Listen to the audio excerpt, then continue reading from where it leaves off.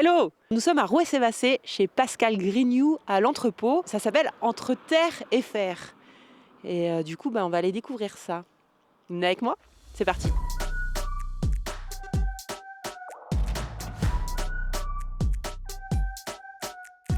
Bonjour Pascal, ça va? Bonjour. Bonjour. Qu'est-ce que c'est? Ceci est un micro, Pascal. Un micro. Alors, c'est ton atelier ici? Voilà, c'est ça. Entre terre et fer. Eh ben, merci de nous accueillir. De Ouais, on est rien. trop contents. Qu'est-ce qu'on va faire avec toi aujourd'hui?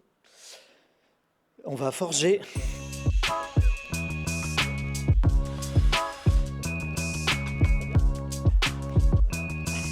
Vers 18 ans, je commence à prendre. Je m'amusais avec de la pâte à modeler, du Babybel. Je faisais des personnages, tout ça. J'aimais bien dessiner un petit peu aussi. Ouais. Donc j'avais un peu cette fibre, je ne sais pas si on peut appeler ça une fibre, mais en tout cas j'aimais ça, quoi. Quand vous mettez un bout d'acier dans le feu, il devient plus souple, plus mou, et avec un marteau, donc en gros on le modèle.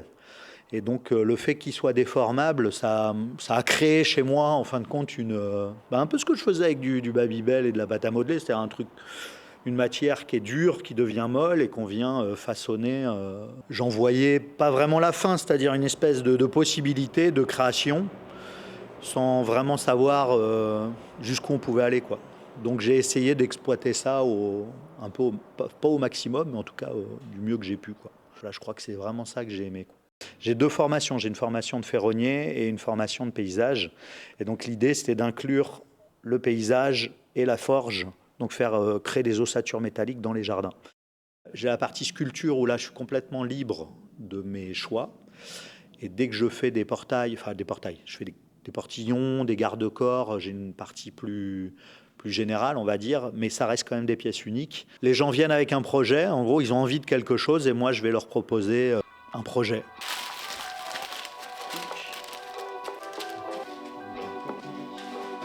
On fait comme un feu normal.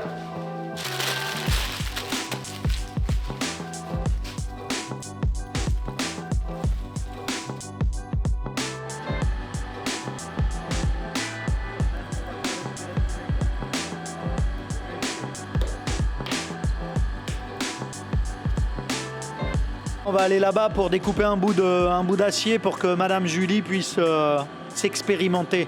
D'accord.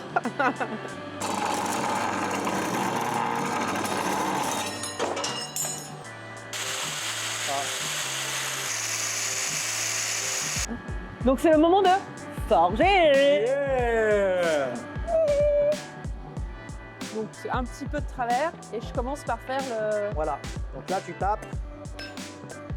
J'ai vu que tu faisais ça. Là, tu n'es pas obligé de taper à côté. Une fois que tu as amorcé, là, voilà.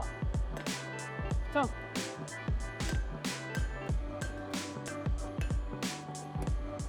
Voilà, reste sur la pointe.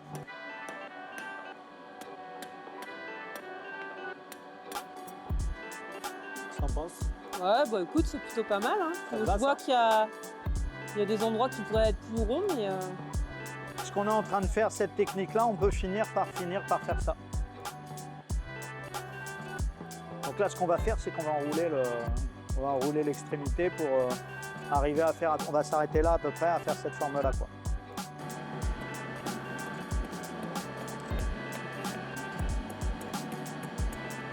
Là, tu vas venir chauffer un peu.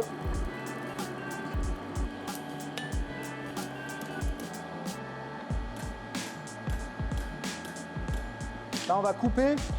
Tu vas prendre le tranché. Là, moi, je coupe à la disqueuse en vrai, mais là, on va se le faire à l'ancienne, quoi, pour le plaisir. Et je tape. Vas-y, là, à fond. Yeah. Après, je reprends ça avec la pince. Et là, je vais te faire taper à ce moment-là.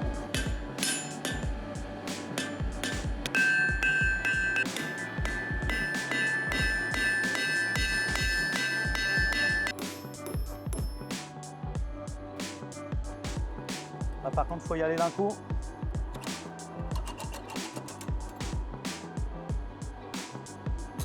Putain, j'arrive pas.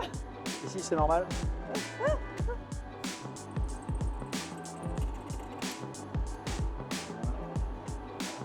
Ah, nickel.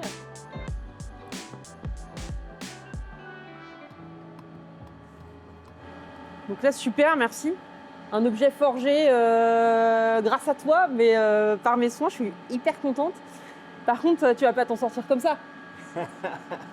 Est-ce que tu es prêt pour relever un challenge? Ok, Moi, j'aimerais bien que tu me fasses une fleur. d'accord.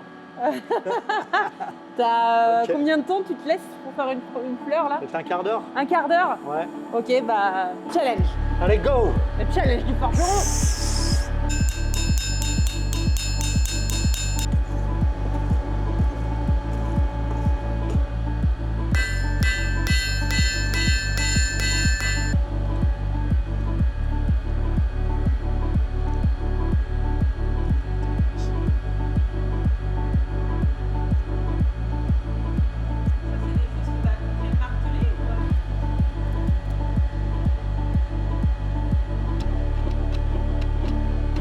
Je sais même pas si je vais.